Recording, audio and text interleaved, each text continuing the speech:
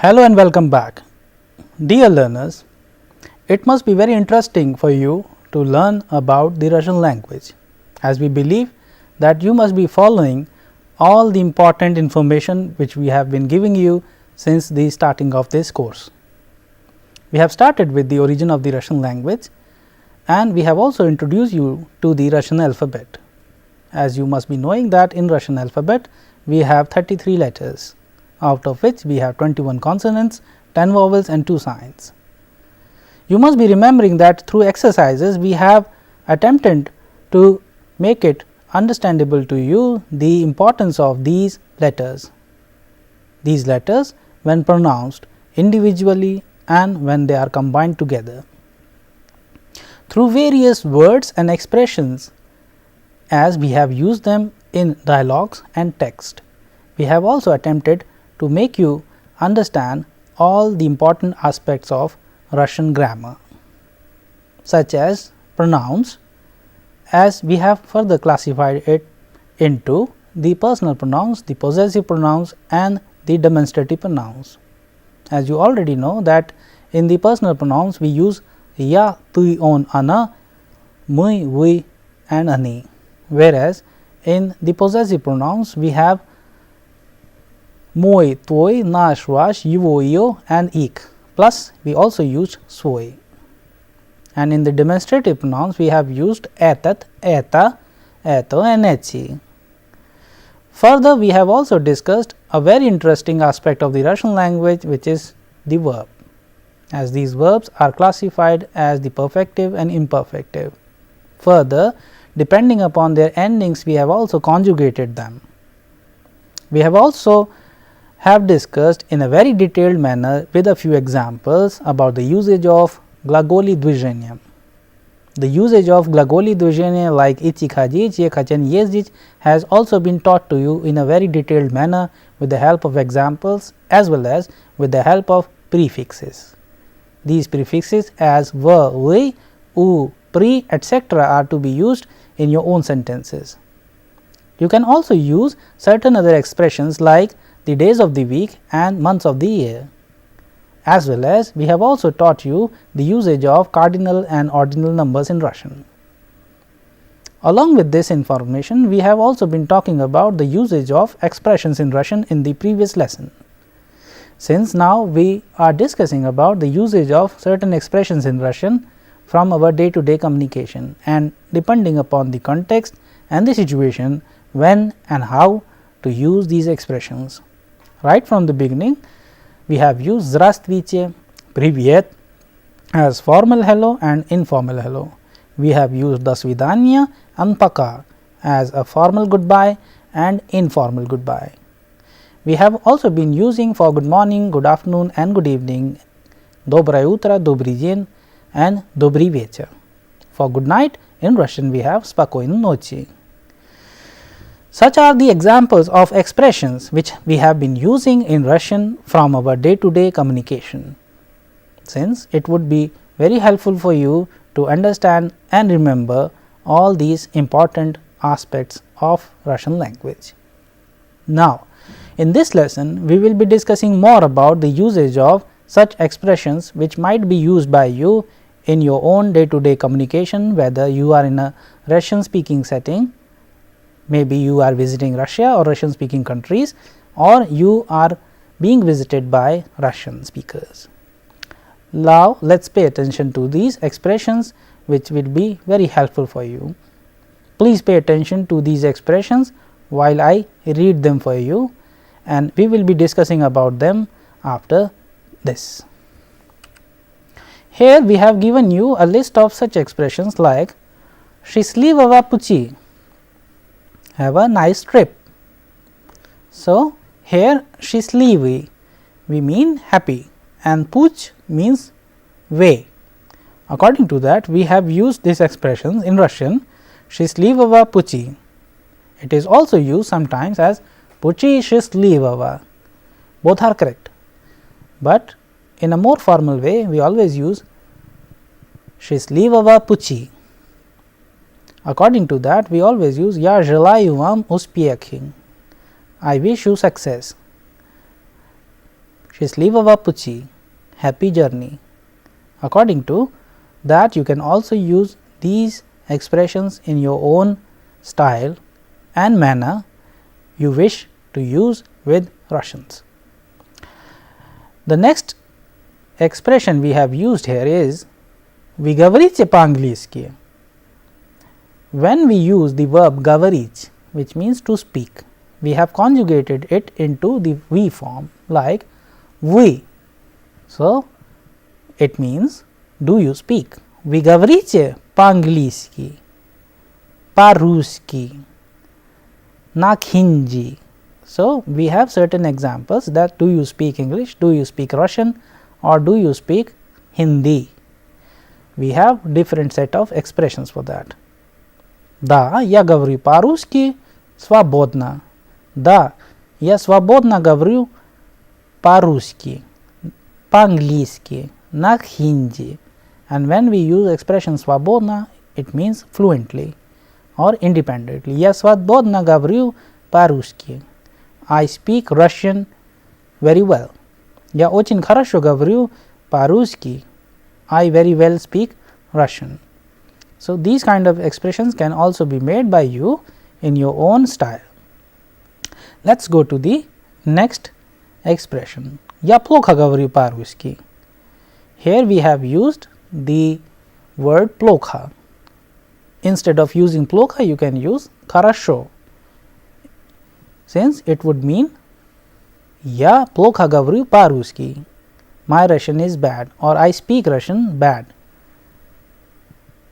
Я хорошо говорю по-русски, по-английски. I speak Russian, I speak English very well. So, according to the usage of плохо and хорошо, you can also use these expressions depending upon your context. Likewise, он очень хорошо говорит по-русски. He speaks Russian very well. Они очень хорошо говорят по-русски. They speak Russian very well. Accordingly, они вообще не знают, как надо говорить по-русски. They even don't know how to speak Russian. Он плохо говорит по-русски. He speaks Russian badly. These are the expressions which you need to remember, and the style and sequencing, the usage of personal pronouns, the usage of possessive pronouns, the usage of conjugated form of verb, as well as the usage of correct expression like по-английски, по-русски, на хинди, etc. For other languages, like for Chinese, you can say по-китайски, по-японски, like по-английски, по-русски. And accordingly, when we translate, we always use на русском, на английском, etc. We will be discussing more about the usage of such expressions in Russian in its own dedicated session. Before that, let us understand rest of the expressions. Please pay attention to the next expression. Here we have used я плохо говорю по-русски. Говорите, пожалуйста, медленнее. Here the expression говорите, пожалуйста, медленнее, we have used the expression медленный. It can also be used with быстрый, as быстро means fast and медленно means slow.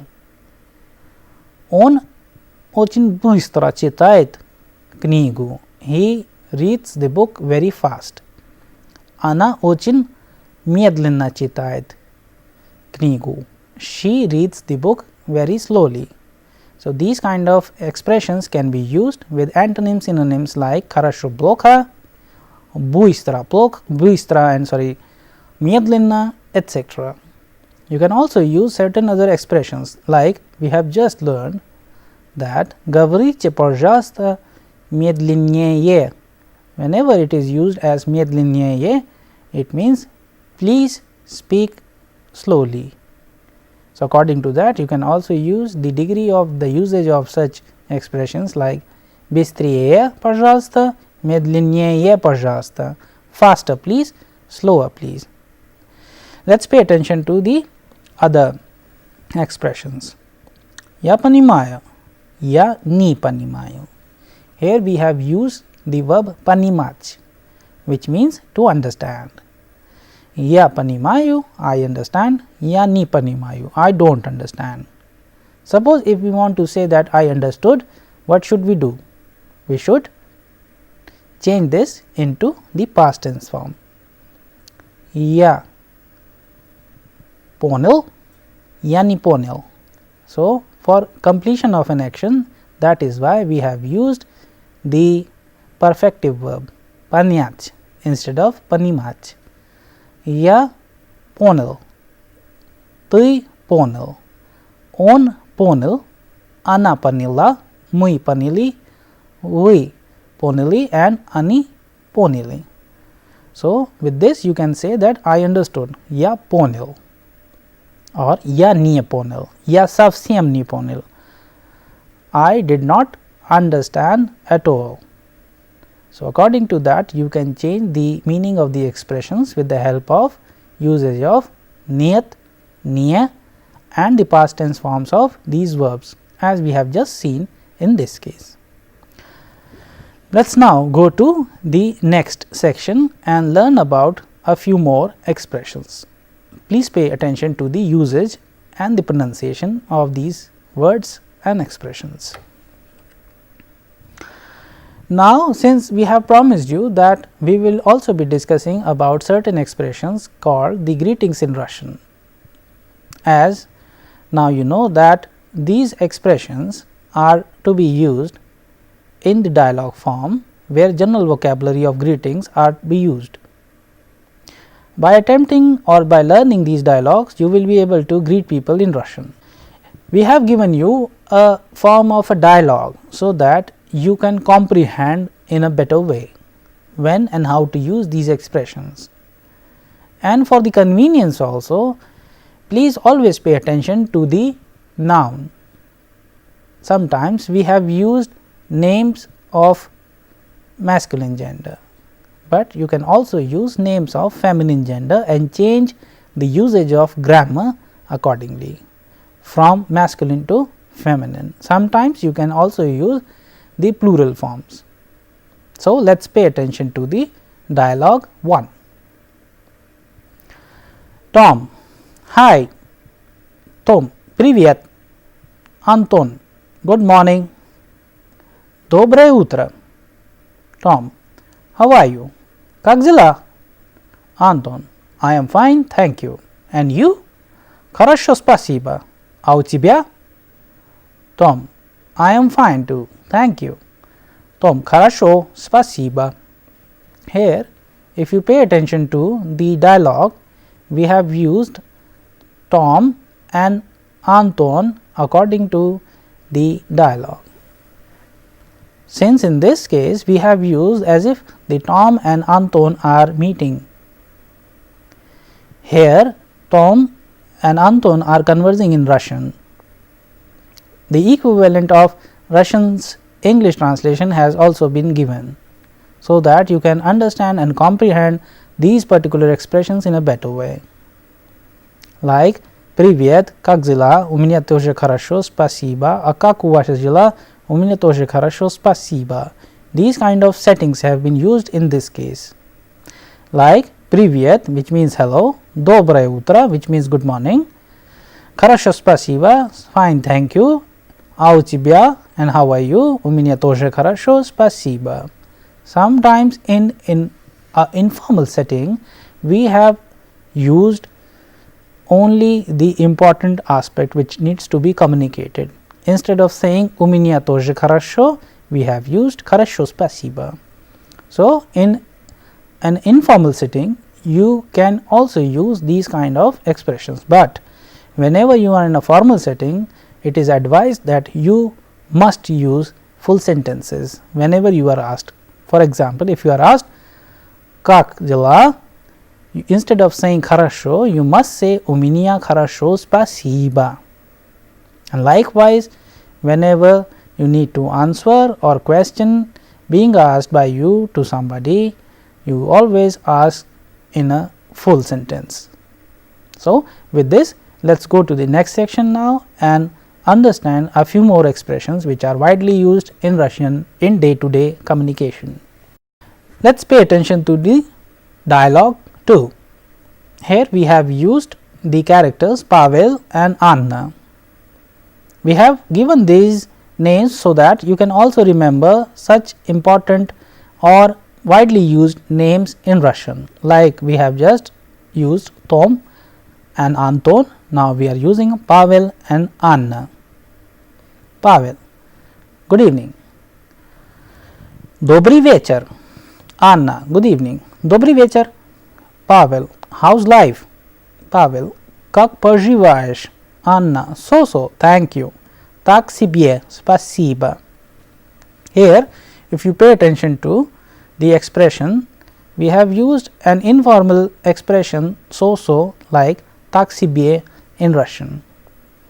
And especially since we have been talking about when and how to use these kind of expressions, especially with your friends and in informal settings. So, according to that, you can also use, you can start your conversation with привет instead of здравствуйте.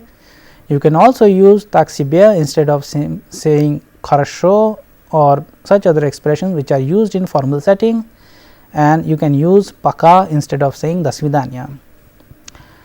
Here we have used Pavel, you are welcome. Пожалуйста. Here пожалуйста has been used to indicate your welcome.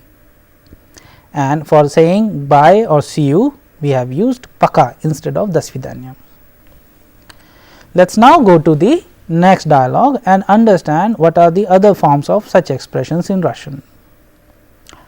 Here we have used two characters Olga and Alex, as it is a short form of Alexander in English, but since in Russian we have Alex or Sasha, the short form of Alexander, but we chose to use Alex.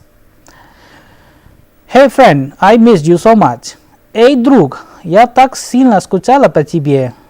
For missing somebody we use скучать, and here since it has been used in a past tense form, that is why it has been changed up to the gender of the character. Since it is a feminine gender noun Olga, we have used я скучала по тебе. Hello, how are you? Alex, привет, как дела? Olga, I am fine, thank you. У меня хорошо, спасибо. What's new? Что нового? So, if you pay attention to the usage of such expressions, instead of simply saying как дела, что происходит, как жизнь, we are saying что нового, what's new. So, according to that, you can also use these kind of expressions in your own day-to-day communication. Please remember, instead of asking как дела, что происходит, как жизнь, что происходит в жизни, etc., you can also use что нового, which also signifies or indicates more or less the same meaning as what's happening, что нового, what's new, like that. Let's pay attention to the next sentences used in this dialogue. Nothing much, неплохо, okay, хорошо, okay, see you later, хорошо, до встречи, goodbye, до свидания. Here we have used okay as хорошо in Russian, whereas nowadays okay has also been used in Russian as okay. So, you can also use this expression in Russian as well. Then we have used certain other expressions like хорошо, до свидания. Instead of that, we have used хорошо, до встречи, since встреча means to meet. So, до встречи, till we meet again, like we have used in до свидания. So, in Russian, in informal setting, there are different style of expressions being used, whereas in formal setting Russian, we use almost different kind of expressions, which are being taught to you through this lesson, and some of the expressions were also covered in the previous one. Now, let us go to the section where we will discuss about the usage of such expressions which are helpful to introduce yourself. In this dialogue form, we will be using certain such expressions so that through them you will be able to understand and express in Russian in a better way. Do you speak English or Russian? Вы говорите по-английски? По-русски? Yes, just a little. Да, немного.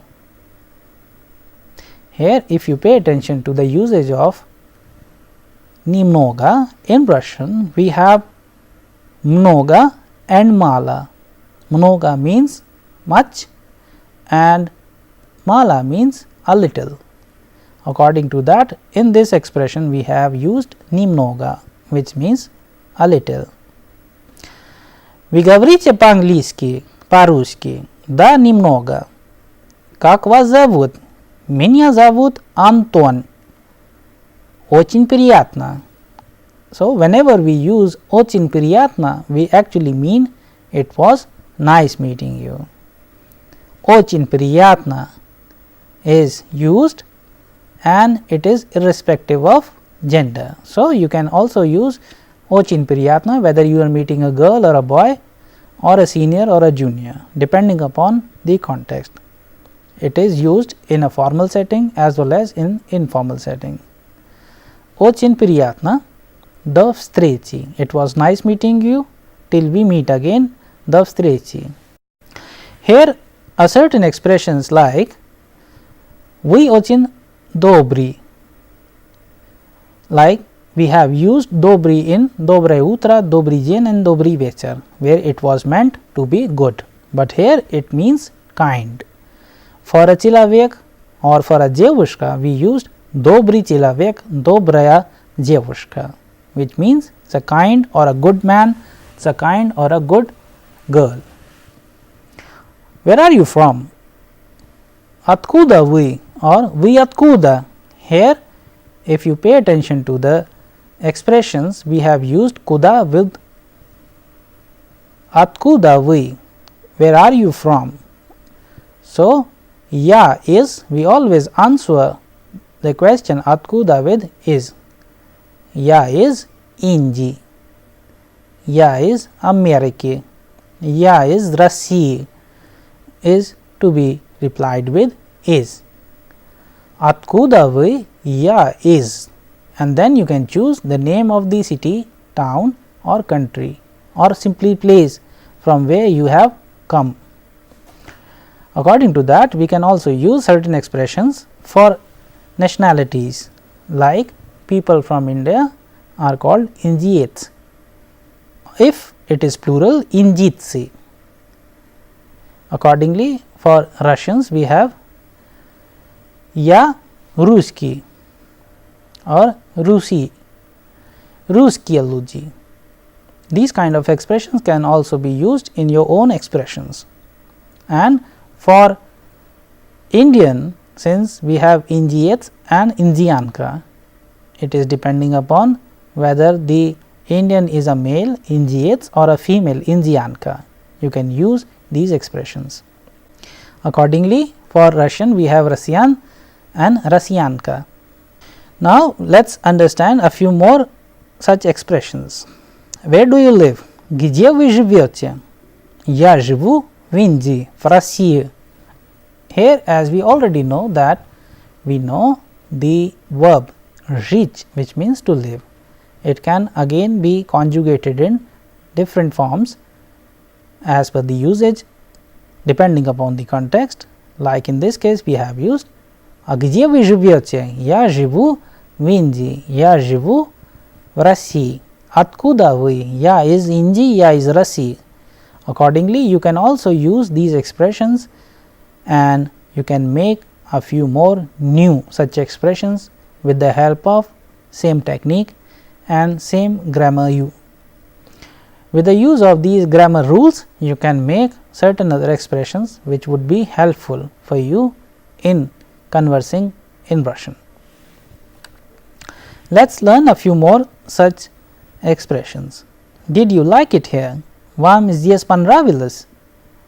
You can answer this. Да, мне здесь понравилось. Нет, мне не понравилось здесь. So, accordingly, you can change your answer from affirmative to negative depending upon your own choice. India, Russia is a wonderful country. India замечательная страна, Россия замечательная страна. So, here we have used the word замечательный, and since India and Russia they belong to the feminine gender, that is why it has been changed into замечательная страна. What do you do for a living? It means in Russian as чем вы занимаетесь. We have another expression кем вы работаете. Or if you want to ask somebody who is junior to you or you are familiar to somebody, you can say кем ты работаешь. Then depending upon its profession, we say я работаю врачом. Vrach, which means doctor. In this case, since it belongs to the instrumental case, we have this construction. Я работаю врачом.